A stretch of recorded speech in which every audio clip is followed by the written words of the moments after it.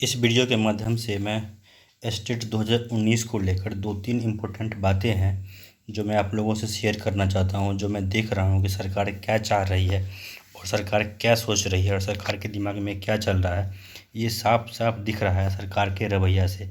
सरकार ने जो आज नोटिस निकाला है छठे चरण की बहाली को लेकर, जिसको वो इतना लंबा खींच कर ले जा रही है, सरकार आखिर ऐसा क्या करना चाह रही है, यही मैं आप लोगों को इस वीडियो के माध्यम से बताने जा रहा हूँ। देखिए, जब से स्टेट 2019 का फॉर्म आया, सरकार ने एग्ज़ाम लिया, एक बार नहीं 4-4 बार एग्ज़ाम लिया। उसके बाद जब रिजल्ट आया, उसके बाद अगर सरकार का मंशा होता कि हमको साफ साफ बहाली देना है, तो अब तक हम लोग स्कूल में पढ़ा रहे होते, अभी तक हम लोगों को रोड पे नहीं आना पड़ता। ये मेरिट नॉन मेरिट का झंझट ज़बरदस्ती सरकार ने बनाया है। इसके पीछे पूरा का पूरा सरकार का एक प्लानिंग है। ये प्लानिंग कैसे है, ये बात आप लोग समझिए। मैं जो कह रहा हूँ इसको ध्यान से सुनिए। बिहार सरकार के पास फंड का कमी है, ये हर कोई जान रहा है। बिहार का ही नहीं, देश का हर नागरिक जान रहा है।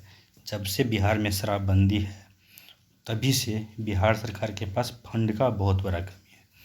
और जो सरकार के मुखिया हैं, हमारे मुख्यमंत्री जी हैं, वो अपने फैसले को लागू कर रहे हैं। अच्छी बात है, बिहार में शराबबंदी है, सब इसका समर्थन कर रहे हैं, मैं भी कर रहा हूँ। पर किस स्तर पर यह शराबबंदी है, ये भी किसी से छुपा हुआ नहीं है। शराबबंदी में लोग शराब किस हद तक पी रहे हैं और कैसे पी रहे हैं, ये हर किसी को पता है कि कैसे शराब मिलता है और कहाँ मिलता है। और पुलिस को ही पता है, प्रशासन को ही पता है और सरकार को ही पता है। तो सबसे बड़ा जो समस्या है वो सरकार के पास फंड का है। तो ज़रा सोचिए, ये ऐसा नहीं है कि मुझे किसी ने बताया है, आप लोग भी खुद सोच सकते हैं। जब मुख्यमंत्री जी ने शिक्षा मंत्री बनाया होगा विजय चौधरी को, ऐसा माना जाता है कि विजय चौधरी नीतीश कुमार के बहुत ही करीबी हैं। इससे पिछली सरकार में आप लोगों ने देखा होगा कि उन्होंने विजय चौधरी को विधानसभा का स्पीकर बनाया था, जो कि एक बहुत बड़ा पोस्ट होता है। क्योंकि इस बार उनका सीट कम था, इन लोगों ने जो पिछले 5 साल में गलत काम किए, गलत फैसले किए, इनके कारण इन लोगों को जनता ने नकारा, बुरी तरह से नकारा और इनके पास सीट कम आया, तो स्पीकर का पोस्ट चला गया बीजेपी के पास। तो इन्होंने क्या किया, अपने चहेते विजय बाबू को शिक्षा मंत्रालय दिया।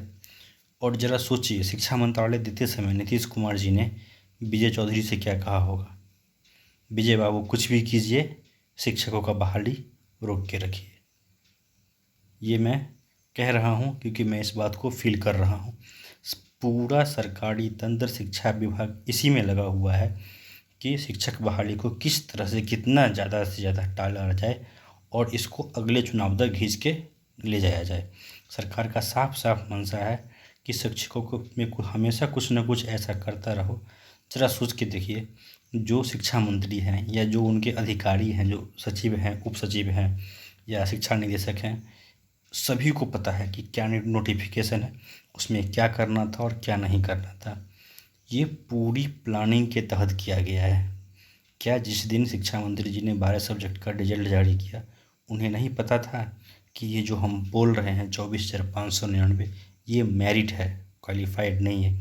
ये ऐसा मिस्टेक नहीं हो सकता है, ये गलती प्लानिंग के तहत किया जाता है कि आज हम एक गलत बयान दे देंगे और इसी गलत बयान के आधार पे इसका लीपापोती करने के लिए आगे हमको यह बहाली फंसाने का मौका मिलेगा।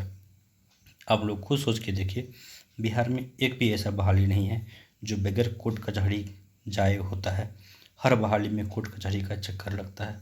तो साफ है, सरकार का मंशा साफ है, साफ रिफ्लेक्ट होके आ रहा है कि शिक्षा मंत्री को बनाया गया है, विजय बाबू को शिक्षा मंत्री इसीलिए बनाया गया है ताकि वो बहाली को जितना लंबा खींचेंगे, विजय बाबू नीतीश कुमार जी के नज़रों में उतने महान बनते जाएंगे।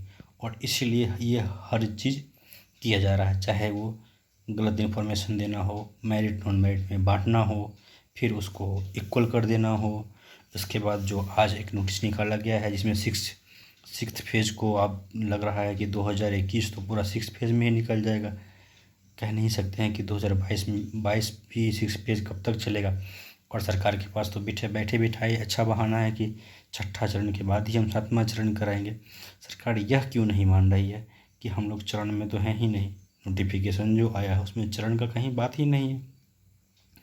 ज़बरदस्ती इस वैकेंसी को फंसाने के लिए इसको चरण के चक्कर में लपेटा जा रहा है। तो इस तो सरासरी सरकार का गलती है या फिर कहीं सरकार की मंशा साफ नहीं है। तो यही बात था जो मैं आप लोगों तक रखना चाह रहा था इस वीडियो के माध्यम से।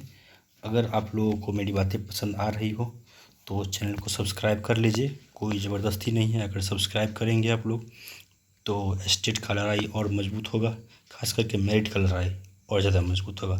धन्यवाद।